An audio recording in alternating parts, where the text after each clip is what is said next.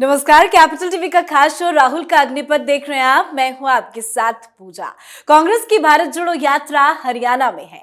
हरियाणा से ये यात्रा पंजाब में प्रवेश करेगी, पर राहुल की यात्रा जहां जहां जा रही है वहां एक नया विवाद राहुल खुद खड़ा कर देते हैं। अब हरियाणा कांग्रेस के अंदर काफी कला है। हरियाणा में कांग्रेस पार्टी कई फाड़ में बटी हुई है। सीएम फेस के लिए भी घमासान है। ऐसे में हरियाणा में मंच से गाना बज जाता है, सरकार बनावेगा हुड्डा, ईब हुड्डा सीएम होवेगा। फिर क्या था, इस गाने के बजते ही सबके चेहरे में उदासी छा जाती है, क्योंकि कई बड़े बड़े चेहरे सीएम की दावेदारी का सपना संजोए बैठे हैं। और राहुल गांधी सीएम चेहरे पर जितनी भी चुप्पी साध ले, पर एक बात तो साफ है, एक नया विवाद हरियाणा में खड़ा हो गया है। वैसे विवाद कई हैं, एक एक कर आपको बताएंगे। हमारे साथ स्टूडियो में मौजूद हैं कैपिटल टीवी के एग्जीक्यूटिव एडिटर राजीव जी। राजीव जी, बहुत बहुत स्वागत है आपका। धन्यवाद। ये राहुल गांधी ने हरियाणा में जाकर क्या नया विवाद खड़ा कर दिया? देखिए, हरियाणा में जाके राहुल गांधी ने वही किया है जो पहले से एक्सपेक्टेड था, जिसकी उम्मीद थी, संभावनाएं थी। क्योंकि राहुल गांधी जहां जहां जा रहे हैं, जिन जिन राज्यों में यात्रा पे गए हैं, चाहे कर्नाटक में ही हो, कर्नाटक में भी कांग्रेस कई गुटों में बटी हुई है। सिद्धारमैया के साथ एक गुट चल रहा है, डीके शिव कुमार अलग रास्ता अपनाए हुए हैं, और एक नया जो कांग्रेस का अध्यक्ष बने हैं अभी, मल्लिकार्जुन खड़गे, उन्होंने एक अपना अलग गुट बना लिया है। स्थिति यहाँ तक पहुँच गई कि अब जो गठबंधन की बात हो रही है वहाँ पर सीएम का फेस नहीं बनाया जाएगा, क्योंकि ये लोग चाह रहे हैं कि खड़गे को ही वहाँ सीएम बनाए, तो आगे कांग्रेस में राहुल गांधी को सबसे ऊपर लाना है। तो हरियाणा में भी वही स्थिति हुई। हरियाणा एंट्री के समय ही ये लग रहा था कि ये विवाद होगा, और धीरे धीरे 1-2 दिन हुआ, तीसरे दिन हुआ, उसके बाद जैसे ही इनको अब हरियाणा छोड़ना था, उससे पहले भूपेंद्र हुड्डा ने अपना काम कर दिया। उन्होंने ऐसा गाना चलवा दिया जिससे कुमारी शैलजा भी नाराज है, रणदीप सुरजेवाला भी वहाँ पर थे, वो भी उम्मीद लगाए बैठे हैं कि भाई बहुत दिन तक राहुल गांधी की सेवा कर लिए, टीवी पर बैठ बैठ कर राहुल गांधी का गुणगान करते रहे, अब खुद की सेवा की बारी है। अब कम से कम हरियाणा की राजनीति में ही कुछ बेहतर करने का मौका मिल सके। उसके अलावा, इन लोगों के अलावा किरण चौधरी भी वहाँ पर थी, बंसीलाल के परिवार की पुत्र बधू हैं, वो भी अपने तरीके से सोच रही हैं कि आला कमान का कब नज़र पड़े, हमें भी कुछ आगे डिप्टी सीएम ही उम्मीदवार ही बना दिया जाए। तो ये सारे लोग वहाँ पर थे, और भूपेंद्र हुड्डा ने ऐसा गाना बजवा दिया, क्योंकि ये गाना ऐसा नहीं है कि तत्काल बज गई है, गाना की प्लानिंग पहले से होगी। अगर राहुल गांधी को विश्वास में लिए बिना ये गाना बजवाया गया तो भूपेंद्र सिंह हुड्डा के खिलाफ कार्रवाई होनी चाहिए थी, क्योंकि अब तो विवाद पैदा हो गया है। और ये विवाद, जैसे कुलदीप बिश्नोई के साथ खत्म हुआ उनका एक विवाद, वो कांग्रेस छोड़कर भाजपा में चले आए, और भारतीय जनता पार्टी ने उनको ठीक ठाक तवज्जो दी है, उनके बेटे को, उनकी पत्नी को, उनको भी अलग अलग जगहों पे संगठन में भूमिका दी है। और वैसे ही अब ये लोग भी सोचेंगे कि जब इनका भविष्य ही कांग्रेस में नहीं है, जब एक ही परिवार केंद्र में और हर राज्य में एक ही परिवार, यानी कि वहाँ पर गांधी नेहरू परिवार का चलेगा, और हर राज्यों में एक एक परिवार को इन लोगों ने चुन के रखा है। चाहे राजस्थान में हो तो गहलोत ही रहेंगे, यहाँ हो तो हुड्डा ही रहेंगे, पार्टी अध्यक्ष भी हुड्डा, विधायक दल का नेता भी हुड्डा, यानी कि अध्यक्ष का मतलब है वो नहीं है खुद, तो अपने सबसे नज़दीकी वफादार उदयवान को बना दिए। तो ऐसी स्थिति चल रही है जिसमें दूसरे लोग इस बात से नाराज हैं कि जब हम लोगों को तवज्जो ही नहीं मिलेगी तो कांग्रेस में रह के क्या किया जाए। क्योंकि हरियाणा में तो कई पार्टियां हैं, छोटी छोटी पार्टियां हैं, परिवार में ही विद्रोह हो जाता है और जेजेपी बन जाता है, लोकदल बिखर जाता है। तो परिवार के लोग भी वहाँ पर हैं जो अलग अलग पार्टियों में एक ही परिवार के लोग रह रहे हैं, तो इन लोगों के सामने भी विकल्प है, कहाँ जाएंगे। लेकिन ये तो है कि राहुल गांधी हरियाणा में गए, और पहले तो 1-2 विवाद कांग्रेस के अंदर वाला होता था, अब पूरी तरह से विवादित होके ही हरियाणा से निकल रहे हैं, कांग्रेस के अंदर विद्रोह करवा रहे हैं। और साथ ही ये यात्रा का परिणाम जो पॉजिटिव होना चाहिए वो निगेटिव होता है। लेकिन क्यों राहुल गांधी का कोई एजेंडा क्लियर नहीं होता? सीएम फेस को लेकर अगर उनसे सवाल पूछे जाते हैं तो उनको क्लियर कट जवाब भी तो देना चाहिए। देखिए, वो पीएम पद के लिए क्लियर कट जवाब ये लोग नहीं दे पा रहे हैं। तो सीएम का तो क्या सीएम का क्या है, सीएम पद के लिए जैसे ही ये जवाब देंगे वैसे ही विद्रोह और भड़क जाएगा। ये जवाब नहीं देना और देना, ये तो राजनीतिक स्ट्रेटजी, पॉलिटिकल स्ट्रेटजी हो सकती है। लेकिन चुप्पी साधना भी तो एक नया विवाद खड़ा कर रहा है। हाँ, बिल्कुल खड़ा कर सकता है, लेकिन ये आपके ऊपर निर्भर करता है कि आपकी कमांड पार्टी के अंदर कैसी है। कई राज्य ऐसे हैं जहां पर चुनाव हुए, भारतीय जनता पार्टी ने सीएम का फेस नहीं आगे किया। जहां उसकी सरकार नहीं थी वहां तो बिल्कुल नहीं किया, लेकिन फिर भी कोई भी एक नेता दूसरे के सामने जाके सीएम बनने की रेस में नहीं था। चुनाव हुए, विधायक दल की बैठक हुई, तय हुआ इनको सीएम बनना है, वो सीएम बन गए। लेकिन कांग्रेस में हर स्टेट में जहां सरकार बनी है इनकी, वहां पर सीएम के लिए मारधाड़ शुरू हो गया। चाहे आप चुपचाप ही स्ट्रेटजी बनाए, मध्य प्रदेश में सरकार गिर गई कमलनाथ को सीएम बनाने पर।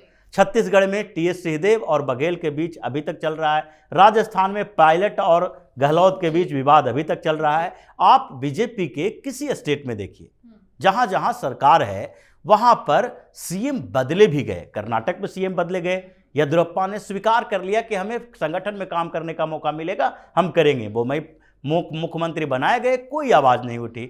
उत्तराखंड में 3-3 सीएम बदले गए, कोई आवाज नहीं उठी। सीएम धामी अपना चुनाव हारने के बाद भी फिर उनको सीएम बनाया गया, कोई विवाद नहीं हुआ। तो ये कहते हैं संगठन, एकजुटता और संगठन में किसी की भूमिका।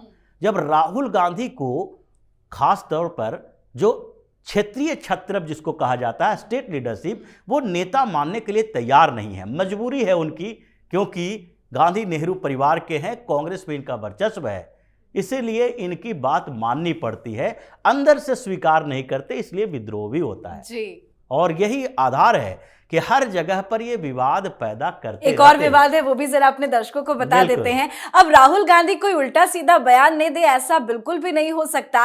राहुल गांधी ने एक बार फिर बेतुका बयान दिया है। करनाल में प्रेस कॉन्फ्रेंस के दौरान राहुल ने कहा कि ये देश तपस्वियों का है, पुजारियों का नहीं। राहुल ने यह भी कहा कि कांग्रेस तपस्या का संगठन है, जबकि बीजेपी पूजा का संगठन है। क्या कहा है राहुल गांधी ने, चलिए आपको वो सुनवाते हैं। और ये देश तपस्वियों का है, ये देश पुजारियों का नहीं है। और ये देश तपस्वियों का है, ये देश पुजारियों का नहीं है। रियलिटी इस देश की ये है।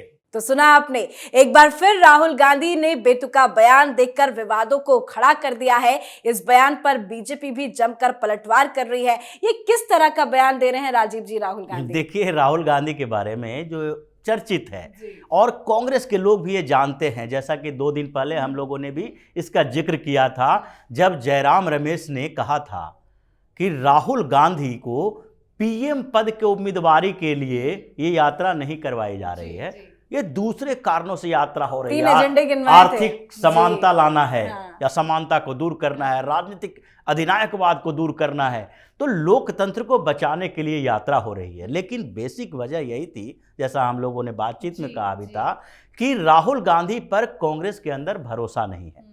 राहुल गांधी कब कौन सी ऐसी एक के बाद दूसरी बड़ी बेवकूफ़ी कर दें जिससे कांग्रेस का 20% वोट और खिसक जाए। ऐसे ही बचे खुचे आधार बचते हैं कुछ स्टेट में, और भी खिसक जाए। अब जो ये इन्होंने ये बयान दिया है पूजा और तपस्या की बात, ये तो उसी तरीके से है कि सूरज को दीपक दिखाने जैसा। आप तपस्या की बात राहुल गांधी के लिए कर रहे हैं। तपस्वी की इमेज जो बनी है वो पीएम मोदी की बनी है।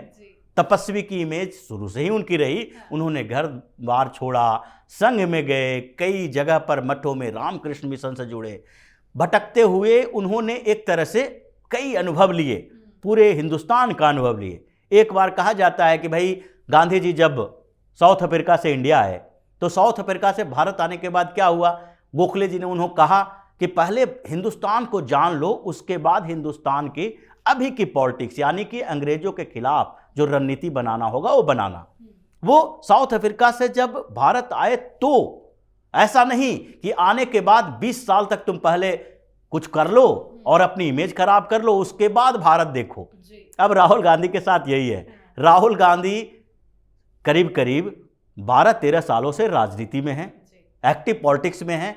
ये सारे चुनाव लड़ चुके हैं, पीएम के उम्मीदवार के तौर पर भी 2019 में भी इनको देखा जा रहा था, इसलिए इन्होंने इस्तीफा भी दिया। तो ऐसी स्थिति में सब कुछ करने के बाद इनको हिंदुस्तान को जानने की जरूरत पड़ी है, और तपस्वी पूजा की बात करके इन्होंने वही काम किया है जो कि ये भारतीय जनता पार्टी को करना चाहिए था। इन्होंने ये कर दिया कि पूजा की बात करके भारतीय जनता पार्टी के हाथों में ये दे दिया कि ये तो कांग्रेस पहले तुष्टीकरण की नीति करती थी, मुस्लिम तुष्टीकरण की राजनीति, अब तो पूरी तरीके से मुसलमानों की पार्टी हो गई है। पूजा अर्चना की बात आप कर रहे हो, आप ये क्यों नहीं कहे कि इबादत की बात करने वाले, नमाज पढ़ने वाले लोग भी हिंदुस्तान में राजनीति कर रहे हैं। पूजा करना, तपस्या करना दोनों हिंदुत्व की संस्कृति है, और पूजा पाठ करने और दूसरे स्तर पर पूजा करवाने की बात की उन्होंने, कि प्रधानमंत्री नरेंद्र मोदी की पूजा करो, भाजपा की पूजा करो, तभी आप रह सकते हो। इसका मतलब है कि उन्होंने अपनी ओर इशारा किया, जो बार बार पीएम मोदी, अमित शाह ये अपनी रैलियों में बोलते हैं कि इस देश में सबसे बुरी लत जो है वो है परिवारवादी राजनीति, और परिवारवादी राजनीति करने वाले सारे लोग अभी परेशान हैं। राहुल गांधी हों, राजद में लालू यादव हों, ये अखिलेश यादव हों, शरद पवार हों, उद्धव ठाकरे जो भारतीय जनता पार्टी के साथ रहे वो हों, फारूक अब्दुल्ला हों, महबूबा मुफ्ती हों, जितनी परिवारवादी पार्टियां हैं वो सब आजकल डरी हुई हैं कि उनका राजनीतिक अस्तित्व खत्म होने वाला है। और जो पूजा करवाने की परंपरा है नेताओं के साथ, वो सबको पता है कि गांधी नेहरू परिवार जो खानदान है, ये गांधी परिवार इसलिए नहीं कहते हैं क्योंकि ओरिजिनल ये गांधी तो है नहीं, है तो नेहरू का खानदान। गांधी ऊपर से ओढ़ लिया है क्योंकि इस देश में नेहरू से नफरत करने वाले ज़्यादा लोग हैं, गांधी से नफरत करने वाले लोगों की संख्या कम है, बहुत कम है। तो ये स्थिति में इन्होंने गांधी का आवरण ओढ़ लिया। तो नेहरू गांधी परिवार के बिना चापलूसी किए, चमचागिरी किए कांग्रेस में कोई आज तक आगे बढ़ा ही नहीं है। और ये पूजा कराने की व्यवस्था तो कांग्रेस के अंदर है, इन परिवारवादी पार्टियों के अंदर है। भारतीय जनता पार्टी के ऊपर कोई कैसे कह सकता है कि जिसके अंदर अगर कहा जाता है कि हिंदुस्तान के पॉलिटिक्स में अगर कोई भी पार्टी जो इंटरनल डेमोक्रेसी के आधार पर चलती है, उसमें से दो पार्टियां हैं, इसमें कम्युनिस्ट पार्टी भी है, उसकी पॉलिटिकल विचारधारा जो भी हो, लेकिन भारतीय जनता पार्टी और कम्युनिस्ट पार्टी ये दोनों है कैडर बेस्ड पार्टी है, और इसके अंदर इंटरनल डेमोक्रेसी है। चुनाव होते हैं, कोई भी छोटा से छोटा कार्यकर्ता ऊपर के पद पर पहुंच सकता है, जैसे प्रधानमंत्री अभी हैं नरेंद्र मोदी, ये नीचे से उठते हुए पीएम के पद तक पहुंचे। जितने भी अध्यक्ष हैं वो नीचे से कार्यकर्ता के लेवल से काम करते हुए ऊपर तक पहुंचे। लेकिन कांग्रेस में तो अभी तक ऐसा नहीं देखा गया। कांग्रेस में तो चमचों की सरकार होती है, चमचों के जो सारे सत्ता के अधिकार होते हैं वो चमचों के पास होते हैं, और क्षेत्रीय पार्टी जो परिवारवादी पार्टियां हैं उनकी तो बात ही छोड़ दीजिए, उस परिवार के अलावा कोई आ नहीं सकता। तो ये इंटरनल डेमोक्रेसी वाली ऐसी पार्टी के ऊपर उंगली उठा रहे हो कि ये पूजा करवाते हैं, जबकि आप ये सामान्य सी बात है, एक उंगली आप उठा रहे हो, आपकी तरफ 3-4 उंगलियां उठ रही है। और राहुल गांधी ये बोल के फिर से ये साबित कर चुके हैं कि वो हिंदुस्तान की राजनीति से के सबसे कमजोर पहलू हैं, वो हिंदुस्तान की राजनीति करने के लायक नहीं है। अगर नेहरू परिवार से नहीं होते तो ये पंचायत लेवल का चुनाव लड़ने के लायक भी नहीं होगा। जी बिल्कुल, और ऐसे में तो संतों को भी राहुल गांधी ने अब नाराज कर दिया है। बिल्कुल जी, बहुत बहुत शुक्रिया बातचीत के लिए, धन्यवाद। तो राहुल गांधी के इस बयान से ये स्पष्ट ही नहीं होता कि वो भला कहना क्या चाह रहे हैं। तपस्या करने वाले को तपस्वी कहते हैं और पूजा करने वाले को पुजारी, दोनों सनातन धर्म के अलग अलग कर्म हैं। फिर भी राहुल गांधी ने कह दिया कि ये देश पुजारियों का नहीं तपस्वियों का है। हर बार राहुल गांधी अपने खुद के दिए हुए बयानों में फंस जाते हैं और एक बार फिर बुरे तरह से फंस गए हैं। संत समाज में इस बयान को लेकर काफी ज्यादा गुस्सा है, तो भारत जोड़ने निकले राहुल गांधी एक एक कर तोड़ते हुए नजर आ रहे हैं। आप अपनी राय कमेंट करके जरूर लिखें। देखते रहिए कैपिटल टीवी। नमस्कार।